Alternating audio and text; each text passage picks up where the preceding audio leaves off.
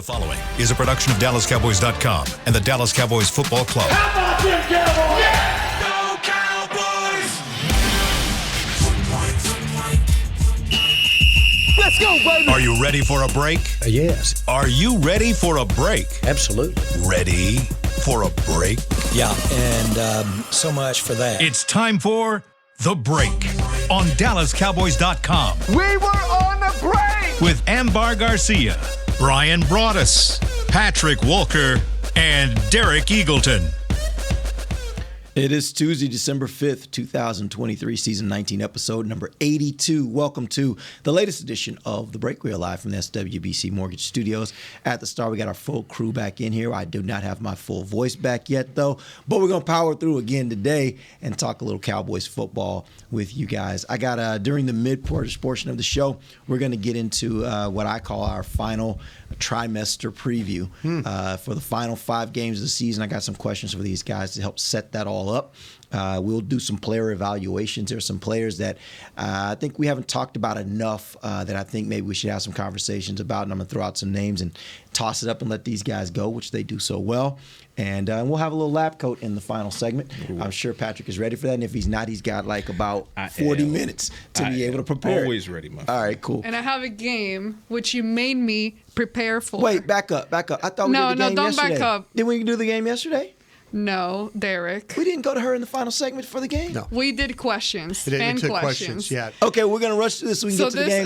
This is what I got to deal with. But it's okay because we all know you, and we know you didn't fully prepare for this show today. So we have, between Patrick and I, enough stuff to get Stay ready. So I don't with have to the get ready. lab coat and then little. But yeah. mine is a short game. It's nothing too wild. Well, you know, the interesting thing is, like, everybody in the whole world should have an Amber in their life, because I don't care what you do and what you accomplish, they will make sure you never, ever, ever think too much of yourself. Humility. So I thank Amber for being that person in my life. You need an Amber in your life. And for people, real quick, right before the show started, that we went on air, I'm minding my own business, looking stuff up on my laptop, and Derek just decides to close my laptop. So this is what started, and so just so that people don't think I'm just one of those. A big meanie. Yeah, I'm not. I miss having my little sister around, so it becomes that, it works. All right, let's talk a little bit about Mr. Shaq Leonard. He makes a decision yesterday. He's going to sign with the Philadelphia Eagles. What's your reaction? I mean, I wanted him here. On record as wanting him here. Obviously, it goes without saying I don't like his decision, but I understand his decision just as I would have understood if he had chosen the Cowboys. But he sat back and he watched the Eagles get demolished at Lincoln Financial Field by the 49ers, and that probably led to Sirianni, who has a pre-existing relationship with him from their time in Indianapolis, and Roseman calling him back up and maybe, changing or, making the parameters of their offer a little bit more attractive. And that might have been the tiebreaker. But I'm confident that the Cowboys package, as far as what they sold to him, was an easy one. We talked about what that involves and everything without getting back into that. But, he chose a side. So now the Cowboys' goal needs to be to make him regret his decision. And I will also say that while I was all in on adding Shaq Leonard, I'm still all in on what Marquise Bell does and the continued growth of Damone Clark. And obviously I would like to see more from Rashaan Evans as far as impact goes. The workload is there, the snap count is there, but I want to see as time goes if he can continue to grow in Dan Quinn's system. So it's not having Shaq Leonard is not going to be anything that costs the Cowboys the season, I don't believe. But having him would have definitely been that luxury item that would have possibly taken them over the top is how I look at it. Could have absolutely used him. Yeah. Could have absolutely used him, because I think it would have freed up Bell to do some other things that you probably need to figure out. The safety group has not played up to the standards that it needs to defensively. I mean, when they're really good on defense, it's their safety. They're really good up the middle of the field. And right now, I think they're struggling a little bit with that right now. And I think that would have allowed Bell to maybe have some other responsibilities, not taking him off the field, but maybe you put him out there in a situation where now he's in coverage with tight ends. Maybe you put him in a situation where he's dealing with backs. Maybe you're using him as a spy for some stuff, but you free him up Leonard would have come in, absolutely would. I think he would have helped you in the run defense aspect of it. He's got length. He's got ability to play downhill. He's a sideline-to-sideline guy. Maybe the metrics are not totally positive for him, but I think it's a better option because I think it would have freed up some other players to do some things.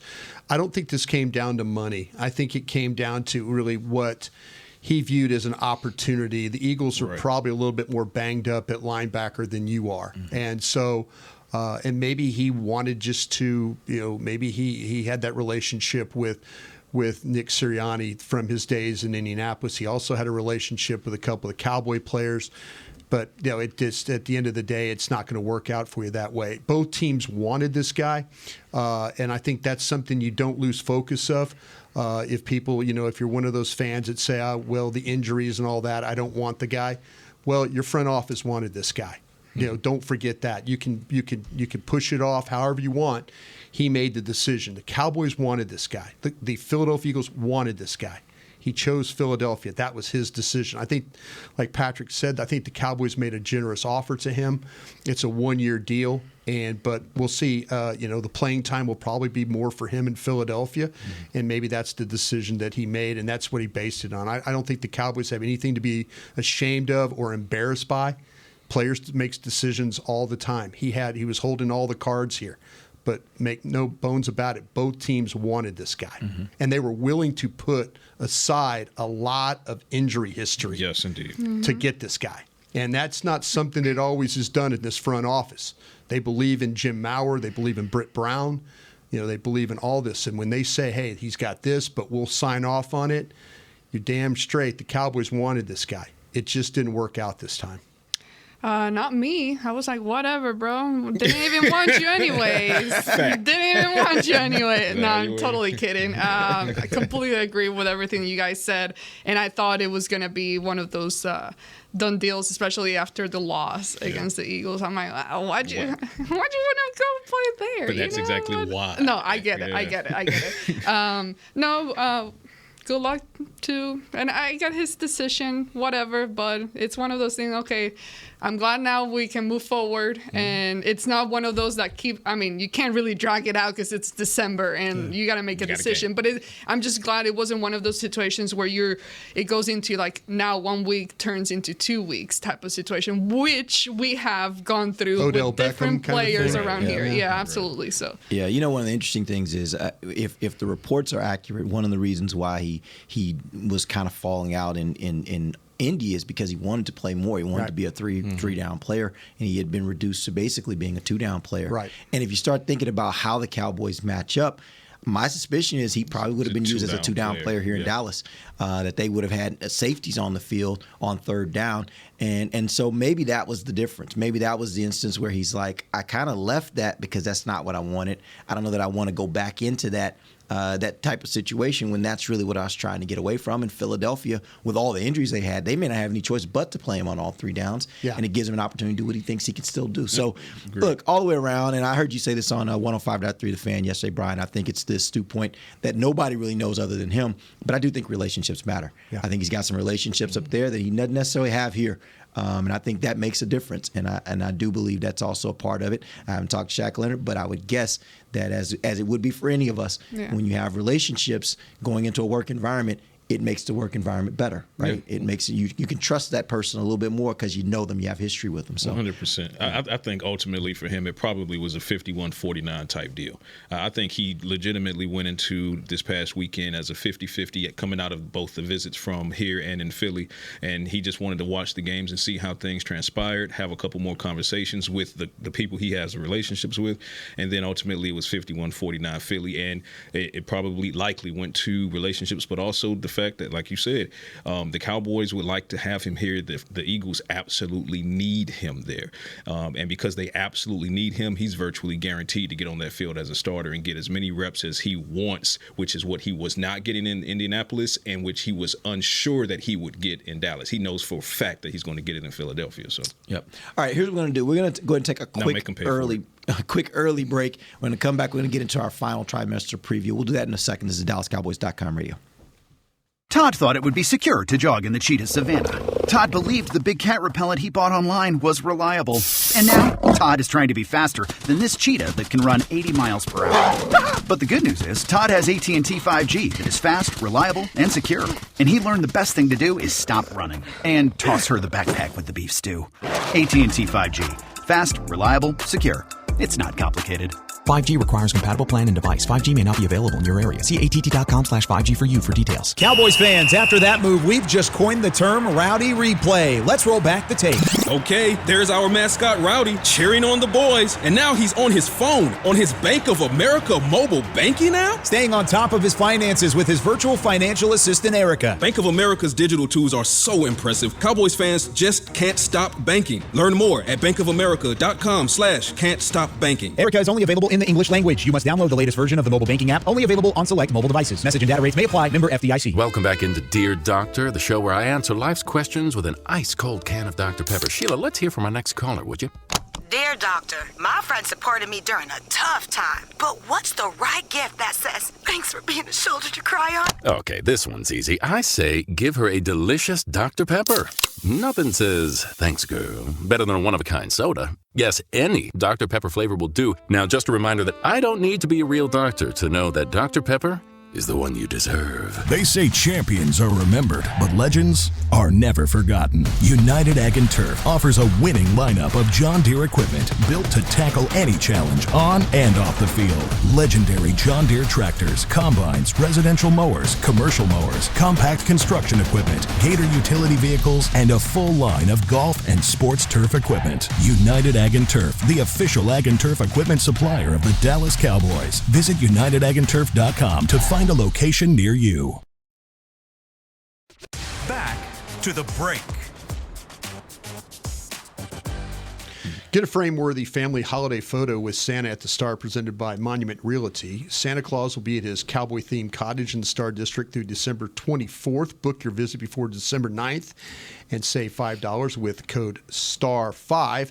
Visit thestardistrict.com/Santa for more info. Welcome back. Second segment of the break, live from the SWBC Mortgage Studios at the Star. The segment brought to you by blockchain.com.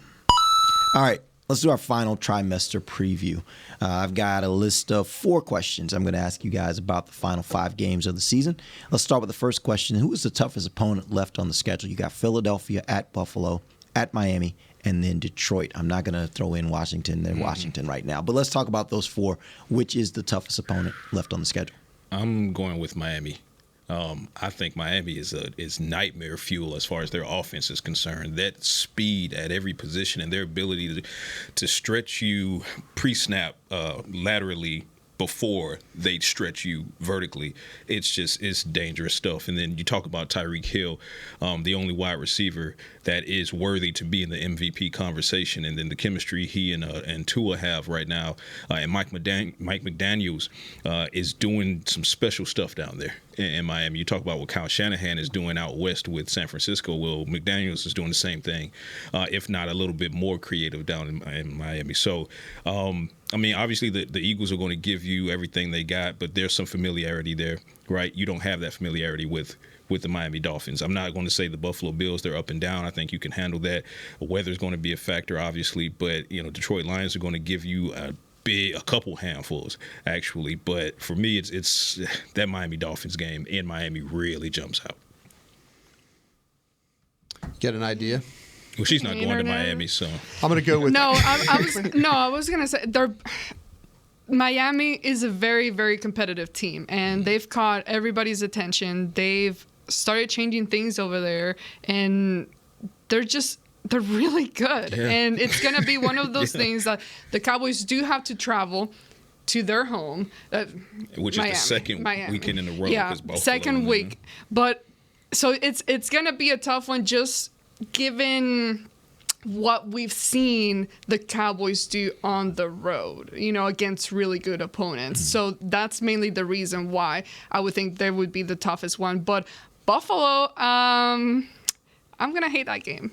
It's going to be cold. It's going to be cold. That's why you're going to hate it. Our last Buffalo trip was terrible. We flew through it like a tornado. I will tell you this. That trip was, everything was bad. It was the last one I went on ever. Yes. The weather can change, obviously, this far out, but I looked it up the other day, It doesn't look horrible for Buffalo in December. I think the high is in like the 40s, the low in the 30s.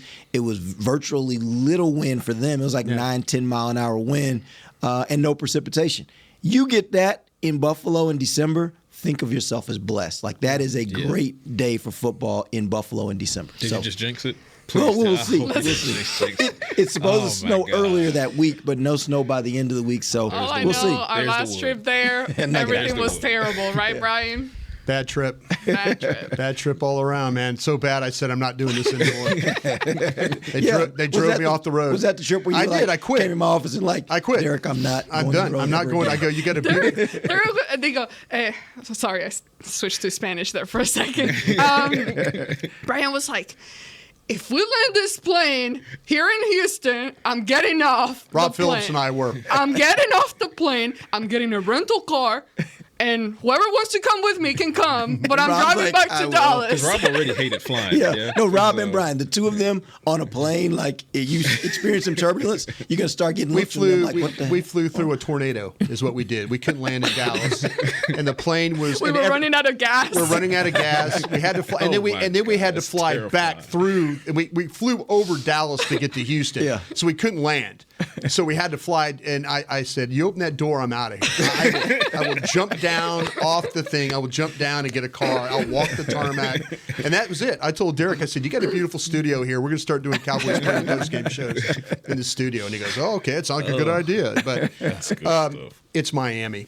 Miami, they'll throw the ball, and they won't let you throw the ball. And that's the two strengths right now. I mean, you got to play pass defense against Miami.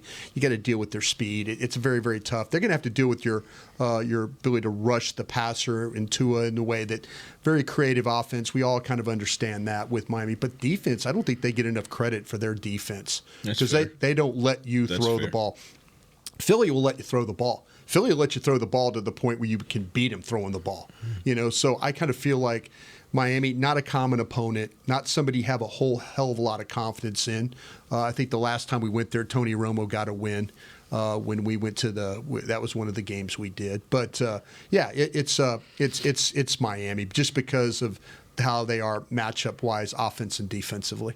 Which is the most important game of those four? The one coming up on Sunday against the Eagles, especially with the Eagles suffering that loss against the 49ers. Now the Cowboys take care of business and split the series against the Eagles. Then effective Monday morning, the Cowboys have first place in the NFC East. What is that tiebreak? Because at that point, they will be tied. Well, it'd be division record because the Cowboys will have the lead 4-1 in the division, whereas the Eagles would be 3-2. So the Cowboys would have the division lead by virtue of that alone, and then it plays out from there. Yeah, and there would be no way for Philly to catch them unless Dallas there's a conference record thing I think that's involved, and then there's a strength of wins that are involved too. Yeah, and it never gets to that. I'm saying it never gets to that as long as the Cowboys take care of business against Washington. Right. Yeah. But there's a strength of there's a component of this thing called strength of win, and they have a win against Kansas City. Yeah. You have a win against because you really play common opponents. Yeah. Is throughout.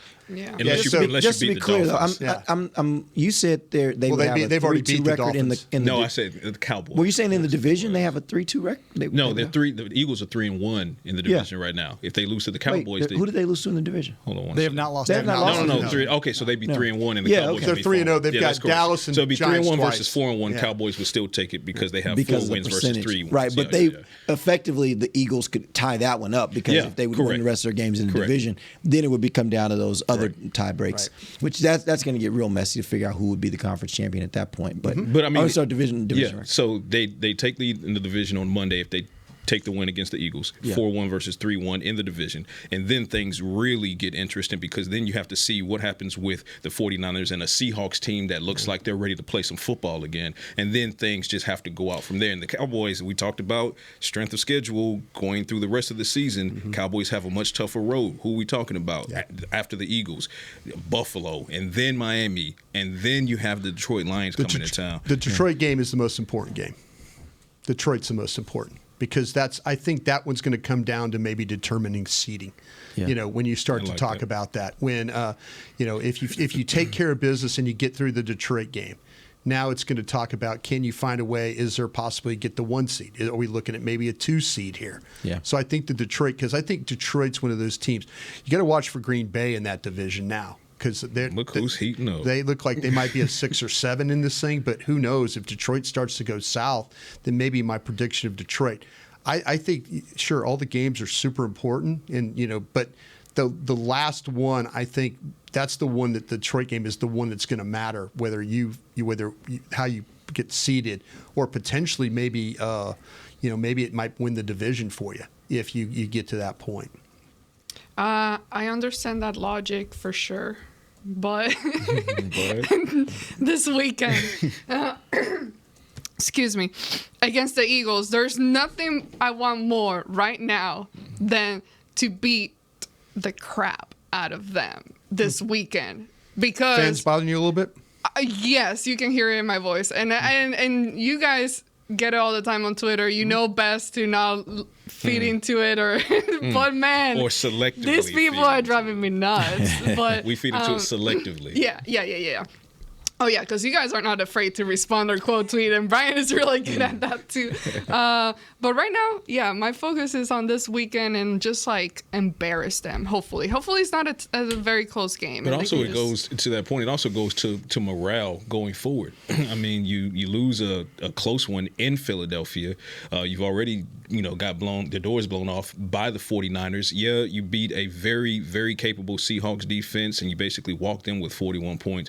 But the narrative is still kind of out there, like, can you beat one of the top teams? And here comes the Philadelphia Eagles, who just got mopped by the 49ers, and you have an opportunity to create more fractures in their morality while also boosting yours and saying, you know what, we can, starting off December with a win like that and avoiding letting the Eagles sweep you, because if the Eagles sweep you, man, that's not how you want to start off this particular part of your season, the most difficult part. So it also goes to morale as well. I'll tell you this one thing. I'm actually thinking if the Cowboys beat Philadelphia this weekend, to me it becomes even more important that they keep winning, that they don't drop a game, because here's what will happen in this situation. The Cowboys beat Philly. I think the tie among all those teams means that San Francisco beat by virtue of head-to-head now becomes the 1 seed. I no longer want the 5 seed if they're the 1 seed, because that means I'd have to win week 1 and then I got to go to San Francisco in week 2. Well, that's unless Green Bay finds a way to beat somebody that's maybe. Yeah, I don't trust that. I don't trust that necessarily, but I get your point. It depends on who 6-7 is. It could be Green Bay. Seattle could be in that mix, and maybe even the Rams. Could be in that mix. But the thing about it is, I don't see any of those teams that you just mentioned. I don't see either one of them going into Philadelphia or going into Detroit and beating those 2 teams. So my thought is they're going to hold serve. Yeah. Dallas upsets whoever is the 4th seed, and then it sets up for them to have to go to San Francisco in week 2. That's the same scenarios last year. I don't necessarily want to see that. Did you say Detroit? Did you say you were worried about somebody not beating Detroit? Yeah. Green Bay went to Detroit just last 2 weeks ago. I hear you, but I'm saying in the playoffs, I trust Detroit to get that done. I really do. In the playoffs at home, I trust Detroit to get that done. That all being said, you're right. Any one of those teams can. Yeah. We know how the NFL goes, right? Right. But my point is, I don't necessarily.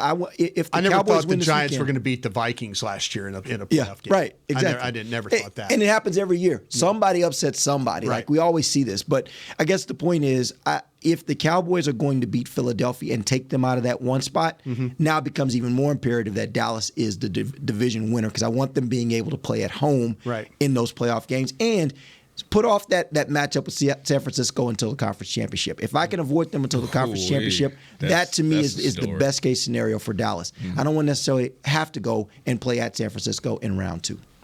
I like what Mike McCarthy said yesterday as far as this gauntlet that's coming up. He said he's looking forward to it because this is basically playoff football without the consequences of the playoffs. Yeah.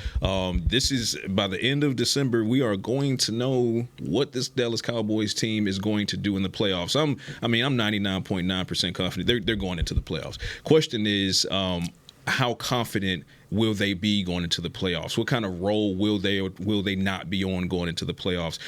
So I love McCarthy's stance on it. I love that thought process, and I believe that the locker room is bought into that as well. And it starts right here with getting that morale boost by, knocking around the Philadelphia Eagles 1 week after they got knocked around by the San Francisco 49ers. And then the conversation next week is finally no longer if it's, Eagles, 49ers, Cowboys. Maybe it's then 49ers, Cowboys, Eagles, and it's a much better conversation for the Cowboys. But yeah, then they'd have to keep winning. But I mean, they better plan on keep winning because all this matters. The race is tight. Yeah. All right, let's talk about the third question now for you guys. What position most concerns you for the remaining matchups? Is it defensive backs, linebackers, or right tackle? Defensive backs, linebacker, or right tackle. Already called out the safeties. That concerns you more than those? Not the defensive backs. That includes the safeties and the corners. If you said individually, though, and I'm trying to think, because the right tackle, I think, has played very well. I think as a whole, last week it was a little bit of struggle for all the guys. Yeah. And you're going to play some teams that can really get after you. Yep. We found out that when the right tackle doesn't play very well, they lose games. And so I think that would be a concern for me right now. But I am concerned about the safety play here. I would go with defensive backs and not cornerbacks. So I'm with Brian. I would pull the safeties out of that. And being more specific, I would pull Malik Hooker out of that as well because I think he's, for the most part, been playing some really good ball. But let's be clear here. When you say pull the cornerbacks out of it, cornerbacks were having some issues this last game. Bland had a bad day of the office until he did. Right. And by the way, that's the kind of player he is. So when you're going to match up against a Tyreek Hill and you're going to match up against a Diggs, until he did. You're going to match up against A.J. Brown. Like you were matching up against some of the best receivers in the NFL. 100%. I hear what you're saying, but the cornerbacks have to be a part of that conversation as well. That's fair. Right? And while that's true, it's also true that it's the same cornerback unit that put the clamps on Puka and Cooper Kupp. It's the same cornerback unit that when they went into Philadelphia, other than a perfect throw down the left side to Devontae Smith that was indefensible and A.J. Brown getting that touchdown, for the most part, they bottled up those receivers for the Philadelphia Eagles. So while, to your point, Bland did struggle the past couple of weeks as far as yardage allowed before he put the clamps on and said, this is my interception and or this is my pick six, that's viable. That's a viable concern going forward. But I counter that by simply saying there's also enough film to say I have enough confidence in the fact that Bland and Gilmore can get the job done. But when you look at the safety unit, I believe Hooker is playing very well.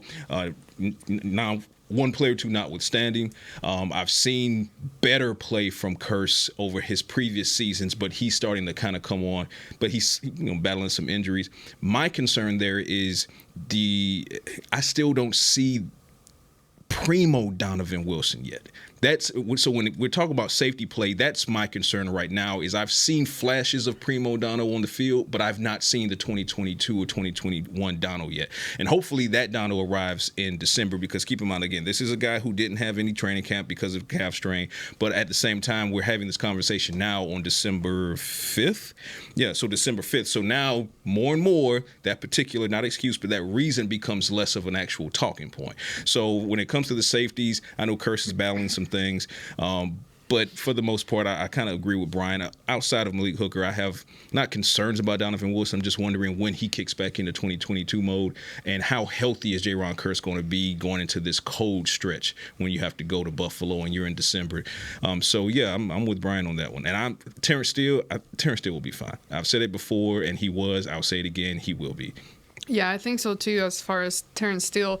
For me, the number one thing would be limiting penalties, discipline as a whole, defense as a whole. And then going to the secondary, I think in general, safeties and corners, I think they give up some big plays at times, and you're about to face some really tough teams that can score points. So big plays. That's gonna be a battle there, and I think that as a whole does need to improve, because now you're gonna end up having to play, hopefully not like the catch-up game where now you're dependent on your offense to be able to keep scoring the amount of the amount of points that they have been able to score so far in the last month. So I think discipline, and then just try to not give up as many big plays, and because we've seen a lot of those recently. I'll throw this out there, and we've talked about a lot of those other teams and what their skill positions look like, but George Kittle had a really good day against Dallas. 3. Guess what? In that week against Detroit,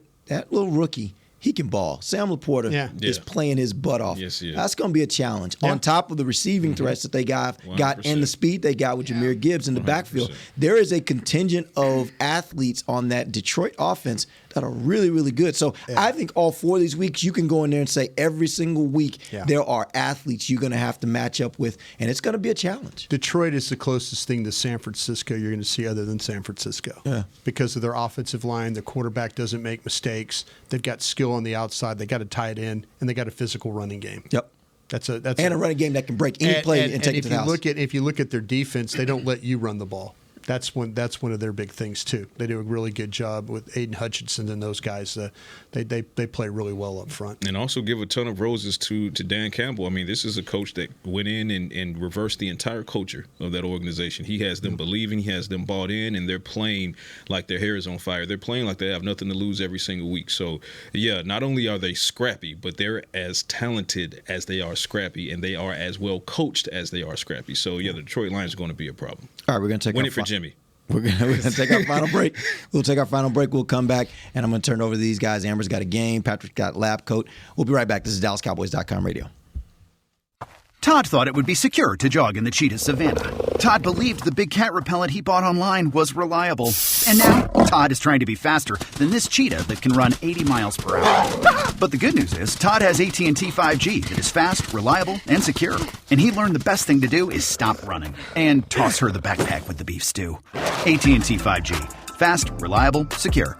It's not complicated.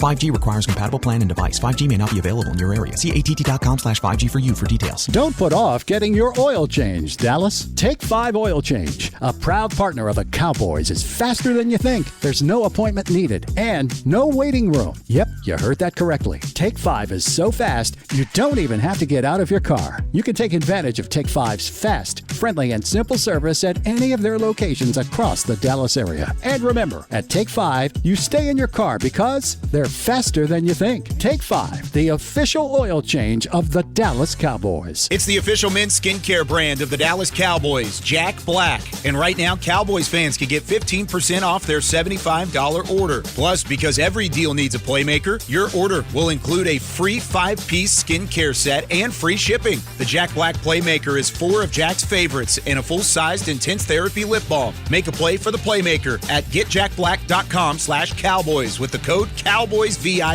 That's getjackblack.com/Cowboys with the code COWBOYSVIP. They say champions are remembered, but legends are never forgotten. United Ag and Turf offers a winning lineup of John Deere equipment built to tackle any challenge on and off the field. Legendary John Deere tractors, combines, residential mowers, commercial mowers, compact construction equipment, Gator utility vehicles, and a full line of golf and sports turf equipment. United Ag and Turf, the official Ag and Turf equipment supplier of the Dallas Cowboys. Visit UnitedAgAndTurf.com to find a location near you. Back to the break. The 2024 NFL Pro Bowl games are taking over Orlando, and the roster's up to you. Cast your ballot for the 2024 Pro Bowl games. Vote and send your favorite Cowboy players to compete in the ultimate AFC and NFC showdown this February. Vote now at probowl.com/vote. Welcome back. Final segment of the break, live from the SWBC Mortgage Studios at the Star. Amber, it is your turn. What you got? No, it's Patrick. It's You want Tuesday. Pat to go first? Well, yeah, it's his day. It doesn't matter to me. Go ahead. Okay. And then I'll finish off. Beamer, bring me in. Yes, science. Nice. All right. So for this week's lab coat, ladies and gents, we are going to go with the number 78. Again, the number is 78. This is a metric of, say again? Terrence Steele. Let's go with it. It fits. This is a measure John of Dutton back in the day. Series conversion Is that rate. from Yellowstone? No. I need to get into Yellowstone. I keep telling myself to great. start it. It's Once I so start it, good. it's over, though. Like, got to have So good. time to binge an elite show like that. So, 78, series conversion rate. It measures the rate at which teams convert a given series of downs into another set of downs. So, to put that in layman's terms, it's the success percentage for the Cowboys or any NFL offense as far as earning another set of downs, be it first, second, third, fourth, doesn't matter. It's about earning the next set of downs.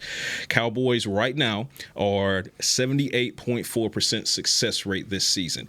That is a massive number. If you want context for that, that now puts them in the top 20 most explosive offenses over the past 20 seasons. And those offenses include both of Peyton Manning's offenses in Indianapolis.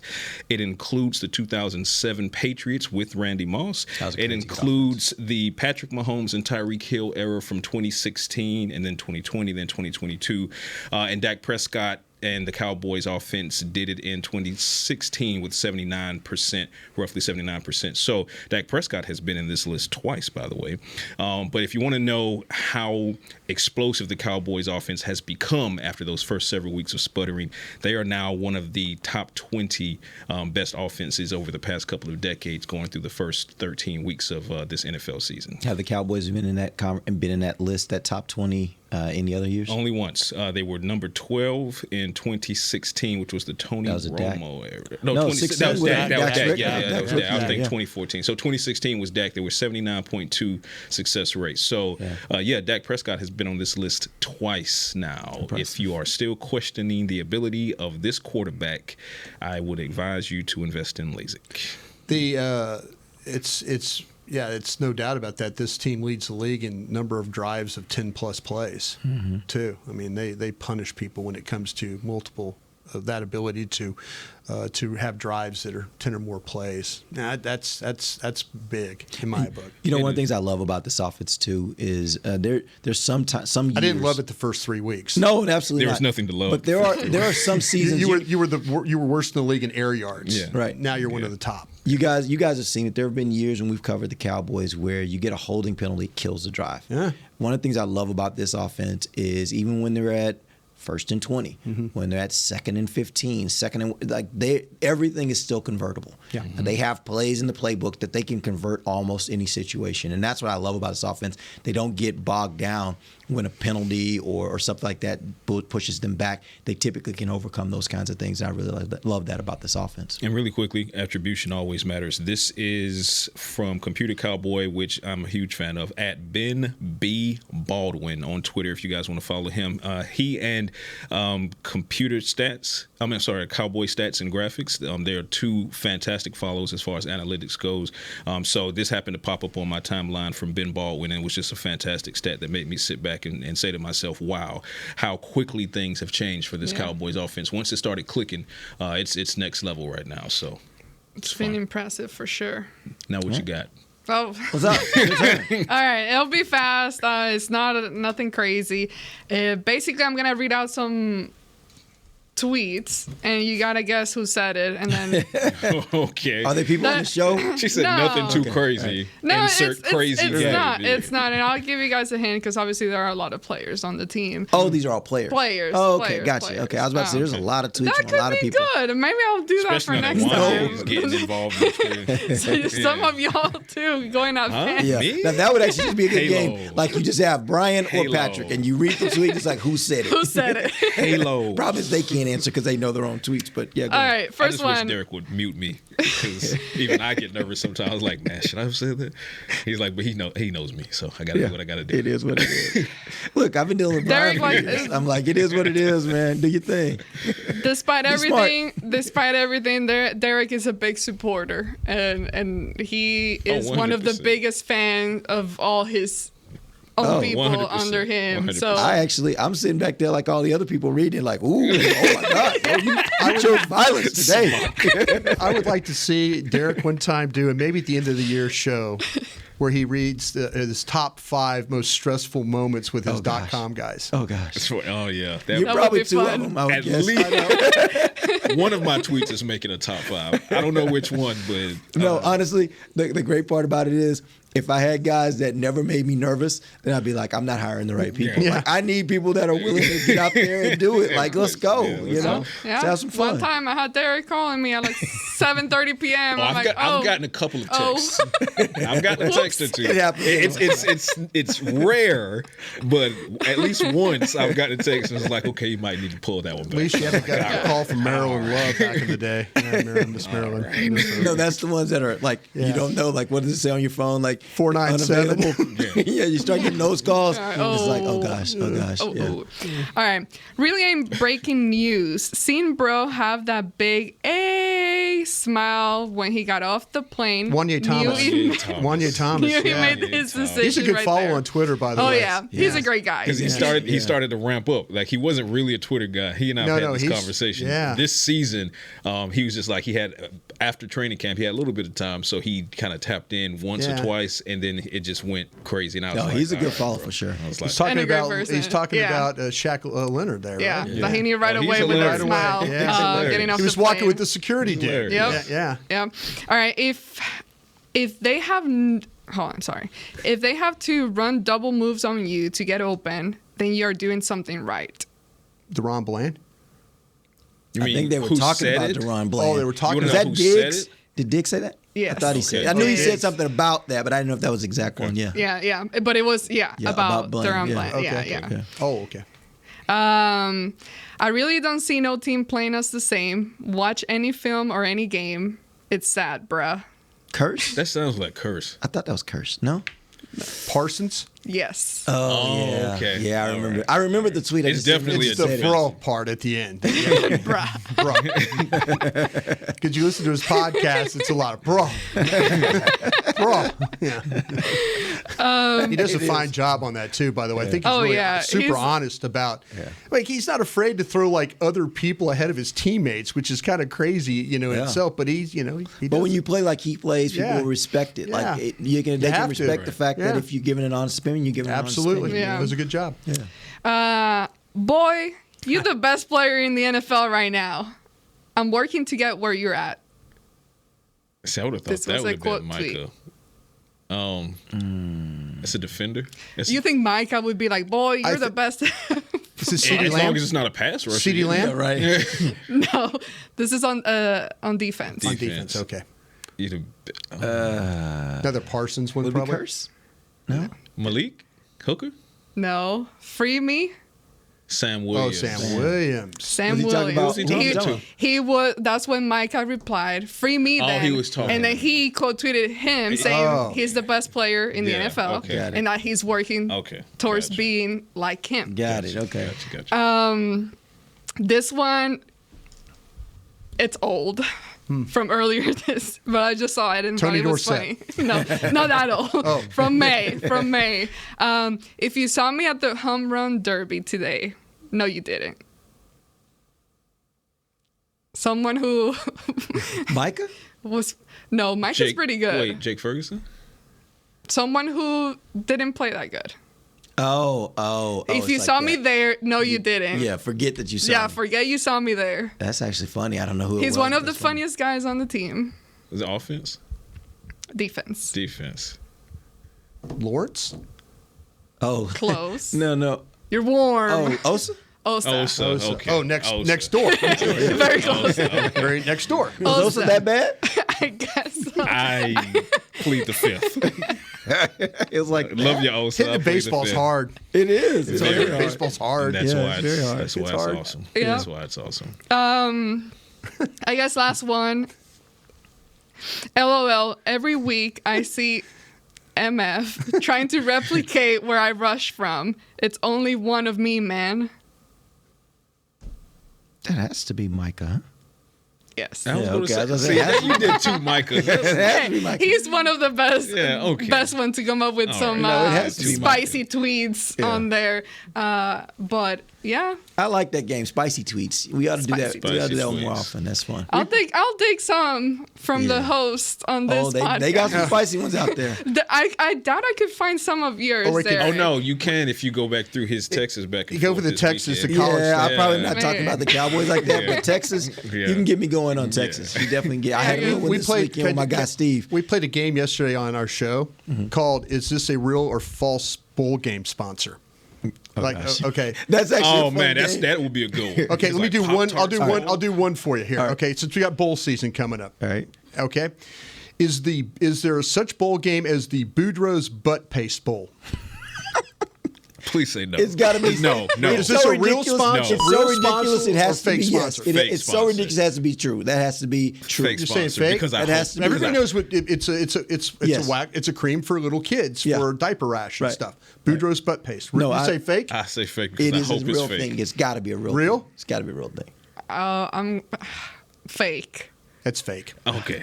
How about this one real quick? Mr. Zog's Sex Wax. Oh. That's for surfboards. No, you can't do that, can you?